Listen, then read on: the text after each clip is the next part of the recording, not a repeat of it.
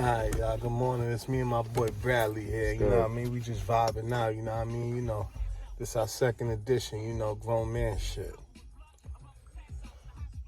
So, we was already having a dialogue before this, and it just hit my head that we should be recording this because this is something that, you know, somebody else out there in the universe may want to know, have questions about, or even need an answer for. Or maybe something that sparks the interest to know more about what we're saying. So, without further ado,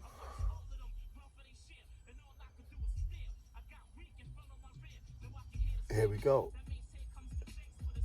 So it was basically speaking about how pride, you wanted to bring it back to pride. Okay, so before we bring it back to pride, let me go back to what I was saying before the pride, because you was talking about pride, and then I interjected, and then what I interjected on brought you back. So here we go. All right, so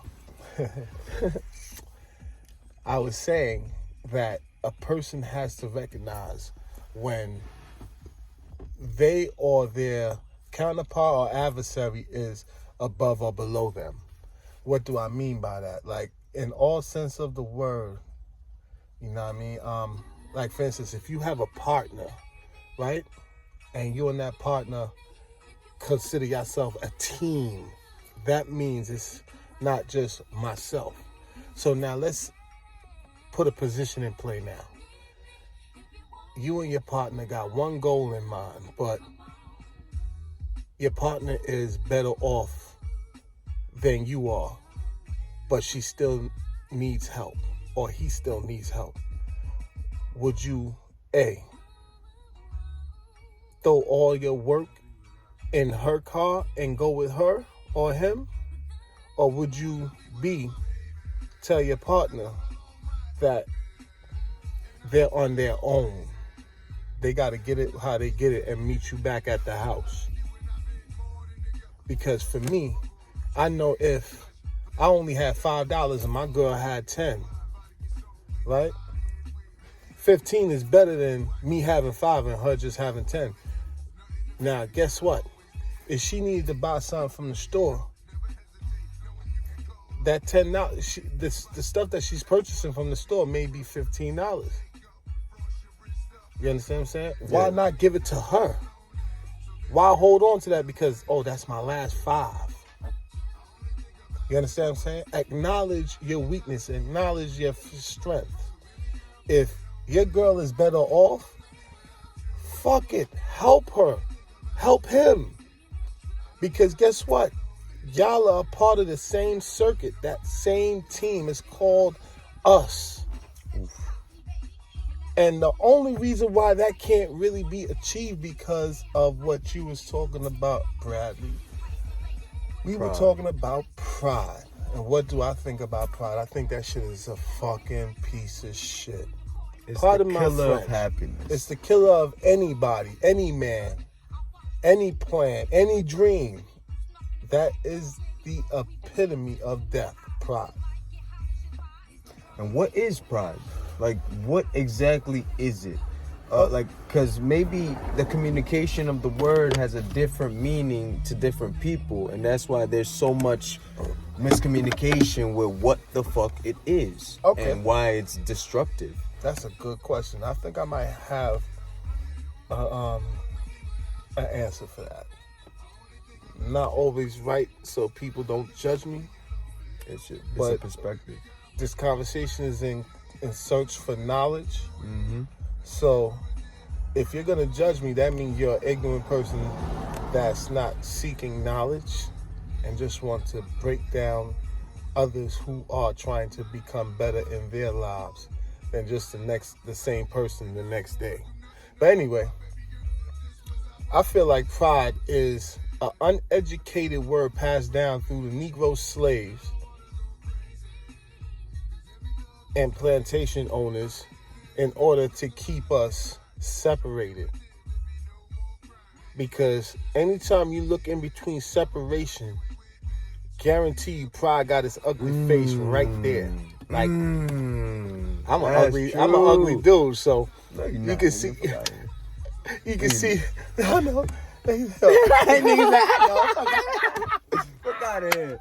Yo, a real friend Yo, ain't gonna let you good talk shit looking, about bro. yourself, because that ain't right. That's a bro, fact. your body and your mind will listen. That ain't true. So we Straight can up. continue with the conversation, though. Straight up. It's a ugly, uneducated word that nobody ever stopped long enough to define and see what place it holds in your life. Self-esteem is a smidget of pride. I'd rather somebody say they have self-esteem or high self-esteem or low self-esteem issue. I'd rather a person say that than to have pride. That's funny, though. Because of the simple fact that self-esteem is more like a characteristic trait. And there are differences between characteristic traits and personality traits. I believe character traits are things that build character. They're external. They're dependent on variability. Personality traits are things that can be passed down from genes or from circumstances, because your personality can change due to trauma. You know, your personality can change due to surgery, because that is a form of trauma as well. There's a lot of differences in the traits that we can acquire dependent on everyday situations, because you're getting used to something and then you're carrying the same type of emotional reaction to these things that aren't the same emotion, you know, and you're just applying the same word to a similar energy that you're feeling that reminds you of something that you felt before. And because someone else talked about it and said, oh, this is what this is. No, what it is what you feel. It's an energy that's in motion, emotion. So you have to understand that when the energy is in motion, it's gonna move to a certain place. If you're angry, do you ever feel your jaw clench? You feel it more in the center of your body. You know what? Yeah. Hold on. Let me just put something in there. What he just said about the jaw clenching. People, I want you to identify with me right now. That is a cue that you are being triggered. Go ahead. Word up. Oh, pardon me. A cue that you're being triggered. So when you feel yourself, sweaty palms, fist crunching, you know, blood racing, jaw clenched, your tongue to the roof of your mouth. Try to relax. count backwards. Take deep breaths. Try to count backwards. You know, that's you know, a aggression training technique. You know what I mean? So it helps you to digress from your inner thoughts of snapping. Go ahead, bro. It's the same thing. It's a de-escalation process. If you're able to identify the energy that is in motion, like, all right, there is tension in my body and I feel very agitated. You could say you're angry. You know, you don't have to make it so. But all right, if you're angry, there's a reason why you're angry. Why don't you try to express that? Try to get it out. There are certain individuals that are emotionally based, so you do have to try. And if you care and love this person, you will find a way to communicate what you feel in an effective and eloquent way. Eloquent meaning smooth. With a delivery of tact. Tact is the way that you allow someone to feel you. That is tact. Tactile, things you can touch. So if you have good tact with someone, if you're tactful, people feel you good. If you speak to someone and they're like, yo, I feel you, and if that is the feeling that you have right now, then you understand tact. And that is how you have to apply every situation in terms of dealing with the person you love. If you remove the pride and you apply the tact and you apply the communication, you're able to say, number one, what you're feeling. So automatically you're gonna be calming down if you are controlling yourself. And it's not about filtering what you're saying. It's not about, oh, I don't want to have this. No, it's not that. If you love someone, you're gonna try. Love is an actionable. Hold on, champ. Hold on, champ. You just touched some shit just now. What's good? You just said some shit just now. Tell if me. you love someone, that means you'll try. Of course. What does trying mean? I was getting ready to ask you that. You know what I'm saying? Because Yeah. like, yo, bro, like I think like the last 5 years, bro, I think I've been loving people and they haven't loved me the same. So that's why when you said that just now, it was like, wait a minute, this motherfucker went into Davy Jones' locker. Shit, nigga, like you had to, like Davy Jones like, locker. How the fuck? Like, did you have a projection or something? I'm talking to your projection or something like that. Did you go deep sea diving quick fast? Listen, Like, you went deep. We dive deep every day. You went deep, bro. Go ahead, kick it to me, man. I'm not into small talk. I I really am a lover of people, right. And I love hard, and I've learned various lessons, you know, in different environments, and not to be like, oh, when I was in the street or when I was in school, when I was in this, but I've been in different environments and I've been able to love fully the way I do.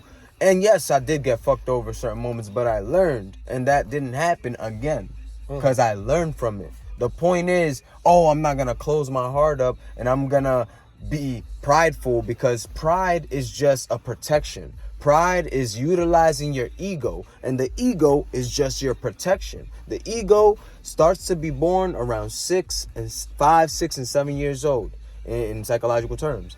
Why? Because around this time, you have built up an understanding and an informational base based off of your family. The family is the first community. So everything that the family is in that community of that individual is what they learned. So when the ego comes out, that is what is protecting them from the family, because that's the first communication. That's the first community.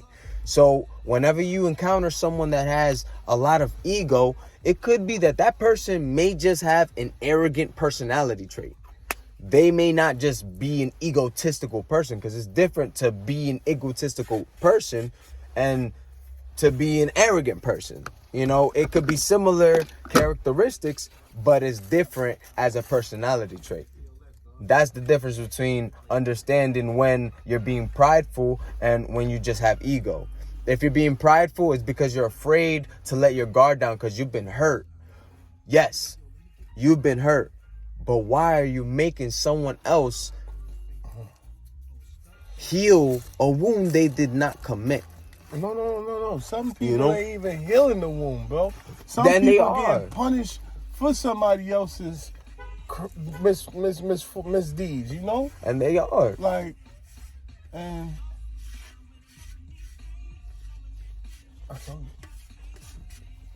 Pow.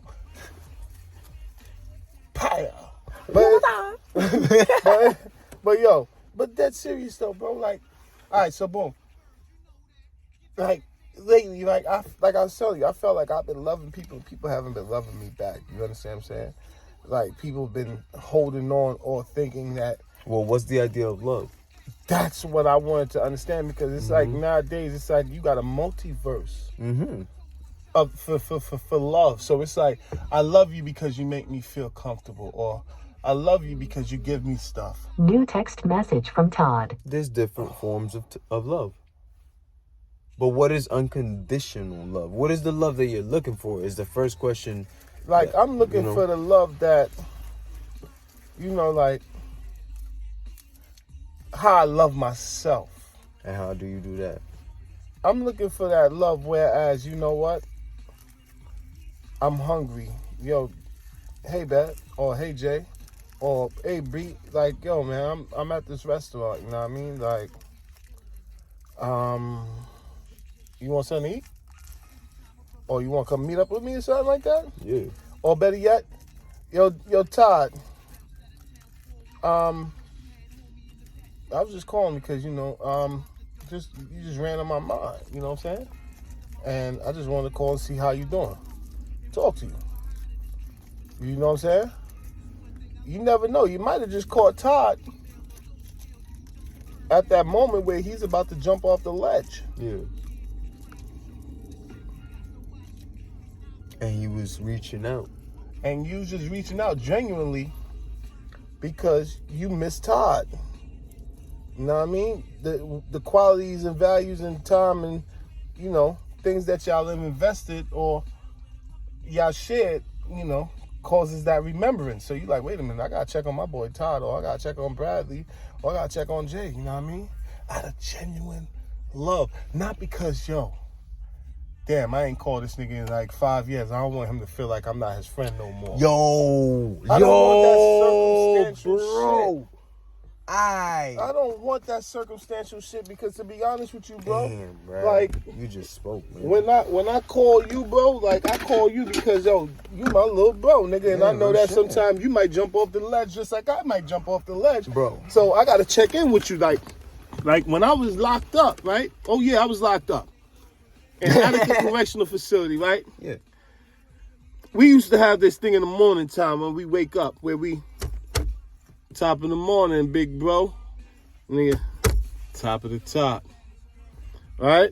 And you could tell by the tone. See, that when people say that they understand you, they don't really understand you because they don't understand language. In order to understand language, you got to understand the different types of language. Mm-hmm. So when a motherfucker really say they understand you, they really don't understand you because they're not looking at your body language. They're not listening to the tone. They're not listening to how you punctuate your words. The context. The context to see, what type of language this is. Is this aggressive? Is this a passive? Or is this a warning? Niggas don't even fucking know that. You have to nowadays you have to say, warning. You have to announce what you're saying because it's like a motherfucker is that dense. Because people don't know how to communicate anymore effectively. People don't know people don't know how to communicate, and people refuse to educate themselves. All right? Refuse to educate themselves. What do I mean by that? A motherfucker got a fucking $1,000 phone in their hand, an $800 watch on their wrist. But they can't even say, hey, Siri, can you Google up this word? What are the definitions to this? Like you got a whole Guinness book in your hand. That's true. You got a whole almanac in your hand. We got more technology in this fucking thing than it took to take a person to the moon. If you think about that shit was what, fucking 50 years ago? Because it was in the 70s. 50 years ago, the shit we have in our hand wasn't in a room full of the smartest fucking people. And they got people to the moon. And whatever, conspiracy theories, we're not going to get into that right now. I'm just saying, if we're able to send signals through the fucking air, bro, like think about Bluetooth and Wi-Fi. Like, do you understand the concept of what frequency traveling through the air is and how there's a whole bunch of codes right now traveling through the air, sending signals to a receptor that is being received by your phone so that you can see this message right now? That's fucking ridiculous. Motherfuckers forgot about that. It's called an algorithm. They forgot about that. But it's okay, though. You understand? But now let me get back to this, though. It's circumstantial.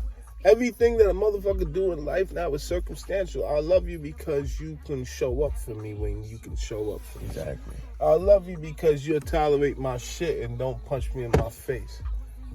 Not I love you because I genuinely feel that connection with you. And that's where I'm having an issue with the people in my life, even down to my blood relatives. You know what I mean? Because everybody got reprogrammed while I was frozen on ice.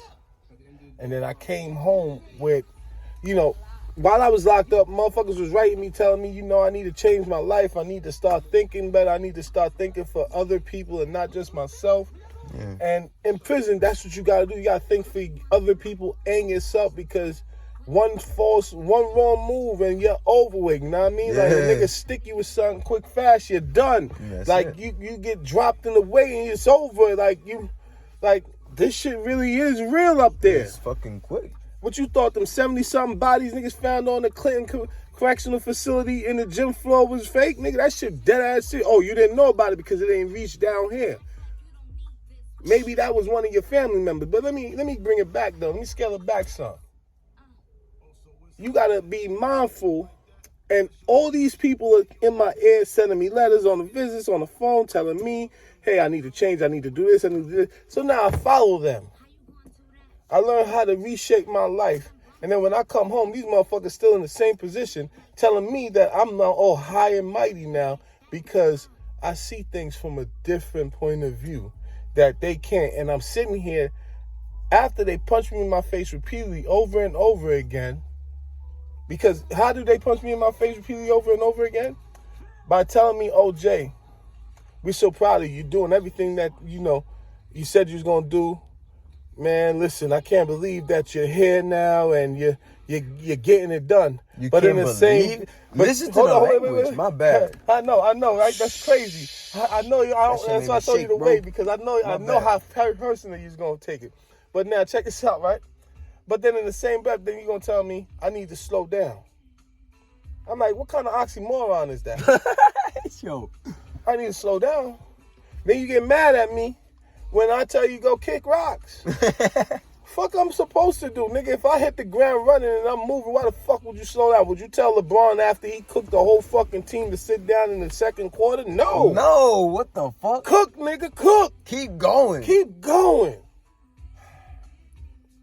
But nobody hears the shit that they tell you. They only hear what they want to hear and what they want you to hear. Mm-hmm. They don't want you to express how you feel. So now when you express how you feel, oh nigga, you ain't supposed to have these type of feelings. You're too sensitive. Hold the fuck up. Wait a minute. Wasn't you the woman that when I was pursuing you said that you wanted a man that was in touch with his emotional side? Now all of a sudden you get the man that's in touch with his emotional side and is trying to be the nigga that you always wanted to be. It's scary to the point that you'd rather decay that man and his structure to fit what you're comfortable with, which is disaster. And then you'll consider that love and tell the man who was really loving you that he don't love you because he's trying to elevate you from the peasant state that you're at to a queenly element that you should be in. So now, when you hit that, that's the way I was at just now. When you, like, boy, you really... You heard what he said, though. Like, I heard what he said. Boy, like, when you said that, I felt it because people have told me the same thing. Like, yo, I didn't think, in a year after you came out the mental hospital, because, I went through something in a different way, and I in no way can ever understand how you feel in terms of the incarceration. But I can relate to being away and being trapped because I wasn't able to leave from the mental institution. And they were telling me, oh, I have this diagnosis. I was not having that. I was sleep deprived, and sleep deprivation and nutrient deprivation can cause manic episodes, and that's what I went through. Right. I literally spent 3 days of no sleep. Do not do this. Do not do this. I'm not a medical professional, but I'm telling you what I'm going through, what I went through. A year ago, I, for some reason, got very, very excited about life, and I wanted to pursue the things that I wanted to pursue. So I began trying to hustle, doing moving jobs, this and that. You might need I need to light this shit. Oh, thank you. I was doing moving jobs. My bad. I was doing moving jobs. Me higher than him. I used to do that when I was younger. Now I try to get high. So I was hustling, boom, boom, boom, and I met the woman of my dreams, and boom, the funny thing about meeting this woman is that a week prior, I had a dream, and I saw this woman's eyes, and she went like this, I see you, and like I only saw her eyes. And literally the first thing I saw from this woman, she was doing a video on numerology and tarot and shit. And I'm highly interested in those things. So I sent her a message. I'm like, yo, I follow this stuff. Like, it'd be cool to you can hit me up on Instagram. She hit me up like, hey, Soul Fam. And we just start talking, bro. The first day, 7 hours talking nonstop. Next day, 6 hours talking nonstop. I went to work, so I had to be less than And then it was just that. Yo, within 3 days, I was like, I want to see you.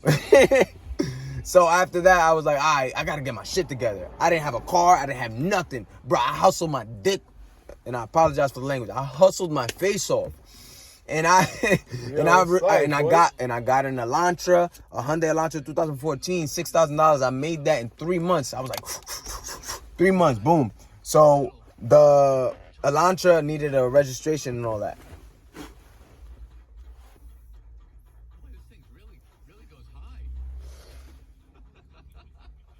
I got a temporary registration, and I take my ass to fucking Canada. Mind you, it's COVID times. So I'm over here thinking, oh shit, I'm gonna go and get what I want. The moment I get to the border, they tell me no, I wild out. Because number one, I was not in tune with my outward emotional reactions. I'm in tune with my emotions, and I understand my emotions. I can control them to a certain degree. But after you hold in so much for so long, as always being a reserved guy, I never really spoke up. I never really, I was always like, oh yeah, cool guy. Everybody loved me. Because I never really told people my own opinions. I'd be like, oh yeah, no, that's cool. You're cool. I was a people pleaser to a T. But people loved me back then. After a while, when I started being like, nah, I don't like that. Or, just giving my own opinion. People started to be like, nah, he's high and mighty, or nah, he's this, or nah, he's that, or why does he want a business? Why can't he just work as a teacher in psychology like all the rest of us are gonna do? I was like, what the fuck? You want me to be like you? Is that what you want? Why would you want me to be like you? I don't want to be like you. I'm me. So how different are we then? You see what you just said right there, right? Like, how different are we then? Because, it's like, I came home, I did what I wanted to do, right? And then everybody telling me to slow down now, right? But then you got people who is trying to pretty much predict your life and tell you what you should do, right? Like, you see what I'm saying? So it's kind of like we're still in that same criteria, because at the same time, I got somebody telling me to slow down. So that if it's not me telling myself to slow down, that's somebody predicting what I should be doing. Mm-hmm. So, you know what I mean? You're predicting, like somebody's predicting the same thing for you. Like, yo, Bradley should be doing, sketches, or Bradley should be being a doctor or something like that. Like, you predicting what my future should be instead of allowing me to be the flower that God intended me to be. Let me unfold as I should. Ooh, nice metaphor, bro. Allow me. Thank you for compliments. The flower, your flower. Thank you for compliments, my bro. The flower was what brought me to that, bro. Yeah. That was all you. Like, my bad. How you doing? Nah, but real shit. And the funny thing is that after I go to Canada, and I told like all my friends, like not friends, but people that I thought were close to me at the time, they were like, yo, why are you doing this, bro? You don't even know her, this and that. I'm like, yeah, I've been talking to her. And the type of conversation that I have, I'm an effective communicator, so I get to the bottom. Like, I asked her on day one, like, what are you expecting here? What do you want? Because I have no time to waste. I'm not saying that I'm like gonna marry you tomorrow, but I'm really not trying to waste time. Like, are you messing with somebody right now? What's up with, I'm not talking to nobody. I have a baby mom and I have a son. I was mad, ill direct. And she fucked with that. She fucked with that because I was still in tune with my emotions, and I was able to tell her in an effective way, like, look, I do have some type of baggage. I'm not going to be on it. I'm not going to lie and, fucking be like, yeah, I'm a perfect guy. What's good? And I was willing to uproot my whole life. I was okay with that. And that was also a lesson that I learned, because I've always been too giving, even if for the right person. It's not about giving too much. If you give, you're giving. Effort doesn't mean you have to give. Effort is showing up when you don't want to. That is trying. That's bringing it all back to what is trying then. And what type of love is it that you're looking for? You're looking for unconditional love. The type of love you give yourself is unconditional. Unconditional means no matter what you go through, you love yourself to the point that you're going to love you through the shitty moments. You're going to love you through the good moments because you know every high has its fall. That doesn't mean the next fall is going to be lower than the last fall. If you're in a positive upspin, the next spin will be higher. And the next fall will be low, but it won't be as low as your last low. It'll still be up. You just got to push through it. Love through it. When people say, oh, you go through things, no, you grow through things. That's allowing yourself to unfurl. That's allowing yourself to bloom. Right now, we're in fall. What does that represent? Your life has seasons just as well as the earth. The earth is a representation of who we are. The earth right now is having a mix, a change. Everybody is going through a change because we're recognizing that we need to do more for ourselves. So the earth is recognizing, yo, we need to do more. But can the earth do everything by itself? Of course not. You know what? Yeah. I'm glad you said that, but I really don't think that everybody is all trying to... Hear that, my bad. No. Everybody's all trying to change for the good. Because, that is a because fact. Like, I've been running across people who, bro, they talk a great one. Of course. But their action is like, what the fuck, homie? Like, you just sitting there on the stoop. It's like a slug saying he about to run the Indy 5000. He about to race in the Indy 5000. Woo! Boy, I gotta laugh my ass off. Because, yeah, you're gonna run the Indy 5000, but, you know, is that gonna be when I'm alive? Is that gonna be when I'm alive? Because your ass moves slower than a motherfucker. So, like, how you gonna get there? You understand what I'm saying? How you gonna get there? If you ain't trying to move faster. I think I have an answer for that. Most people lack self-awareness. Self-awareness so how is do you gain that? How do you gain self-awareness? Get back to self-awareness, and then after that, I'm sorry, I was just no problem. spontaneous. I appreciate that. We on tight and I don't topics take right now. I don't take interruptions any type of way because you want me to understand what I'm gonna say right after I finish explaining what I'm saying. And I appreciate that. It's effective. So, number one, self-awareness comes from knowing thyself. It says it in the Bible.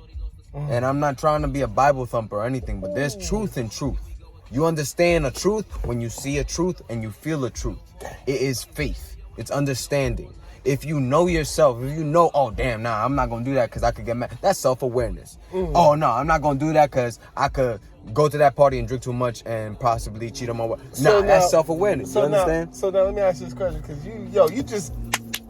Yo, boy, that weed got your brain pumping right now, bro. Like, whoo-wee. Like, yo, bro, so let me ask you this question, right? So, would you consider, like, you just said truth is truth, right? Mm-hmm. So now, you know if you're going out to the club, right?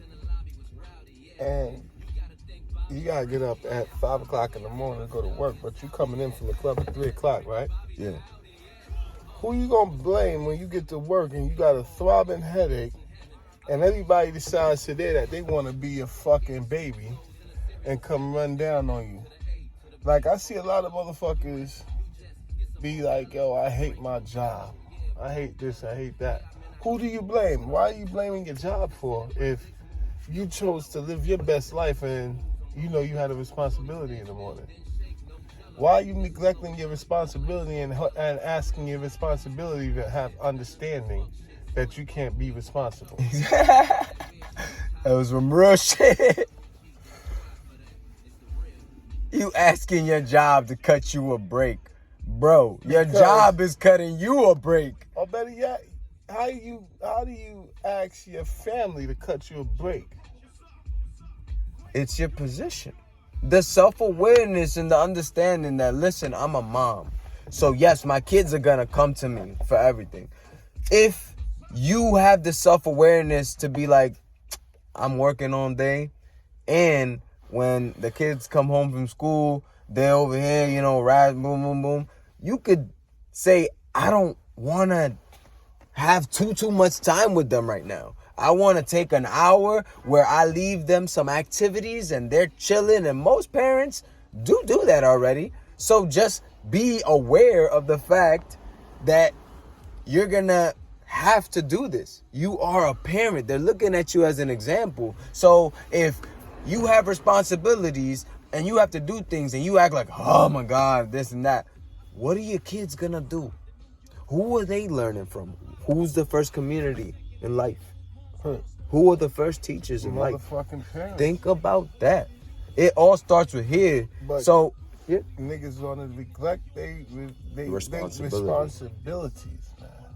That's the fucking problem. Like, yo, I had this girl tell me, right? Not just one. Mm-hmm. I think it was 2 or 3 chicks telling me this shit on different occasions. 2 or 3 chicks telling me this shit on different occasions. You know what I mean? That they either didn't have their father or they single parents and they're doing the best that they can, right? They ain't asked for this. And I'm like, yo, listen, I'm a son of a single parent. I'm a son of a single parent mother. Too. You understand? And right now, my mom calls people and say, hey, listen, this invoice wasn't looking right. You owe us a couple of $1 million. Can you please send that to us immediately in an email?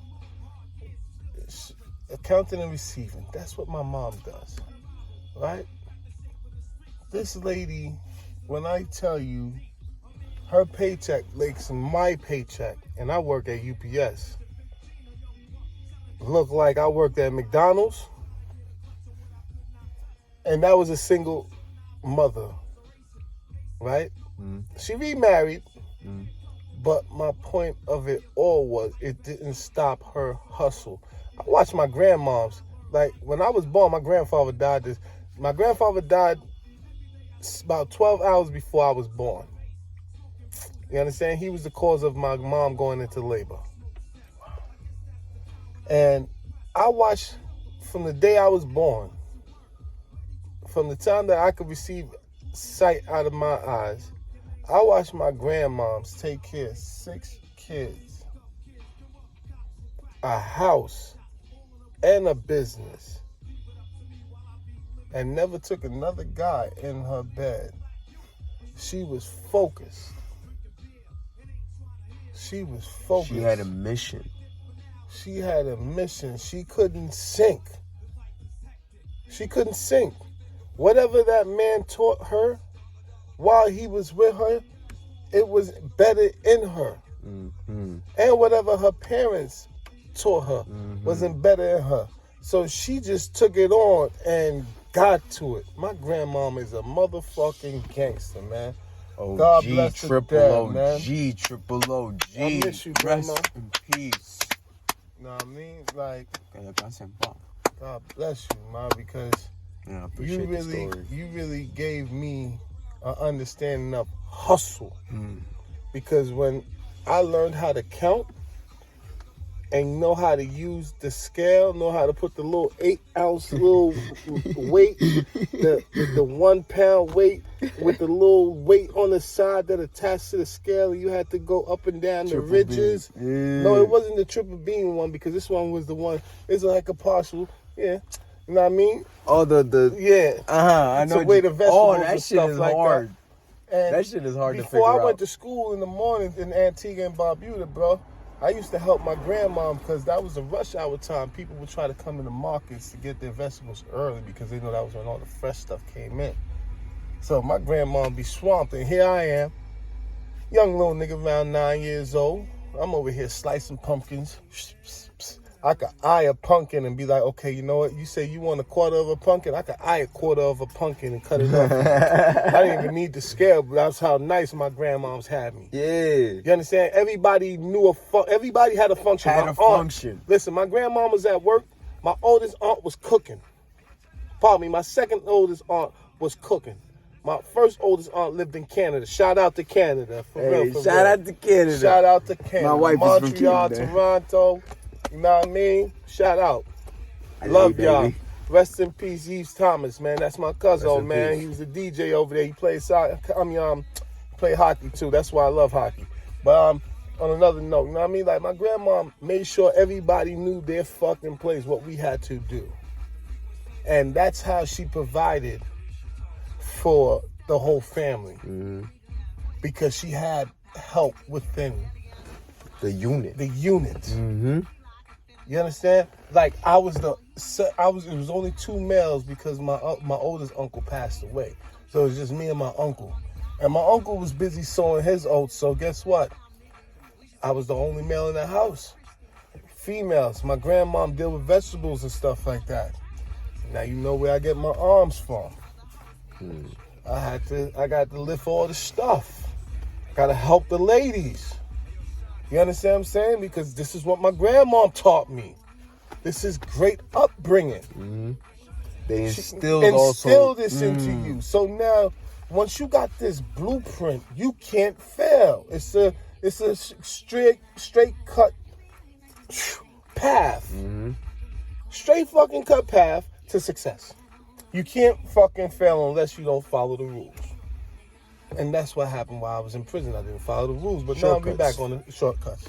Know what I mean? But Trying to now go we back on the right fast. spot. It's not even shortcuts. A shortcut is trying to go fast. Mm-hmm. That's what it is. We try to simplify things. Why? Because a lot of people really don't need to I don't want to simplify things always, but I do know that sometimes I overcomplicate things, and that is not as receptive to everybody. And I do want to help as many people as I can. Anybody that wants to understand these things, because we could flatten the learning curve by talking about the things that we failed at. And I'm not talking about, learning how to do bad things better. I'm talking about, I failed because I did this at one point, and what I learned from that is I learned my value because I was dead ass doing a job that I could have been charging for this, and I did that. We could truly all grow into an understanding. We could all learn how to effectively communicate, because if you have effective communication, you can effectively communicate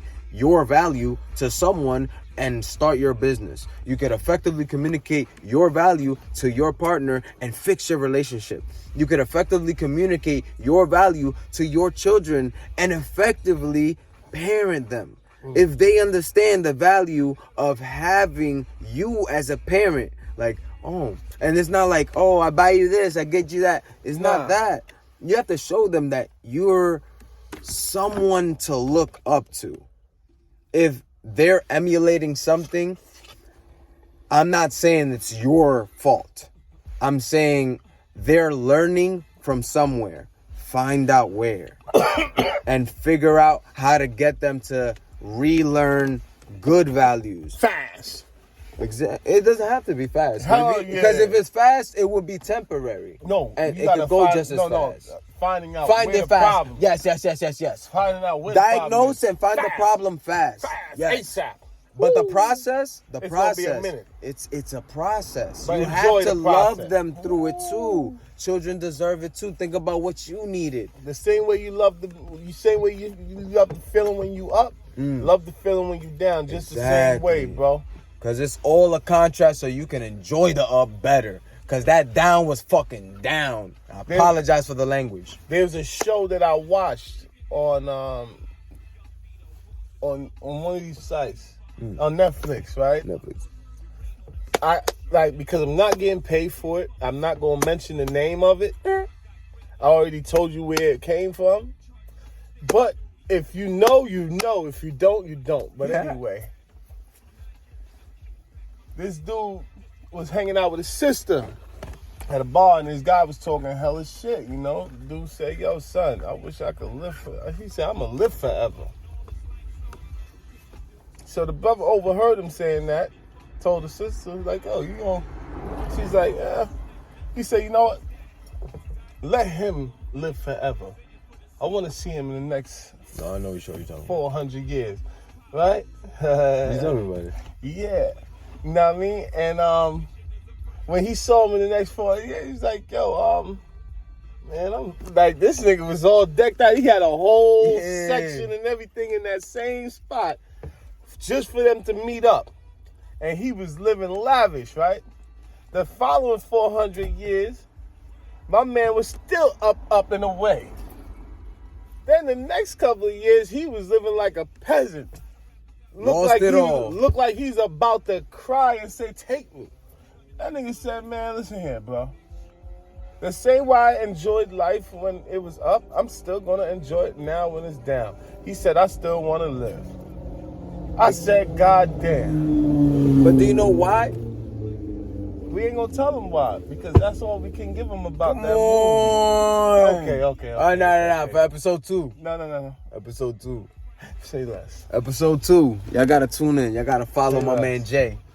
Say less. No, you got to follow us, man. You got to follow us, but we going to get it right, though. You already know it's gonna happen. It's gonna happen. Hackensack's. T-Neck, Inglewood, anywhere else, I don't know. Global. That's it. Hackensack, T-Neck, Englewood, Burger Fit, We gotta figure out a name. Little Fit. Name for the podcast. It'll be a visual and an auditory experience. Word. But yo, son.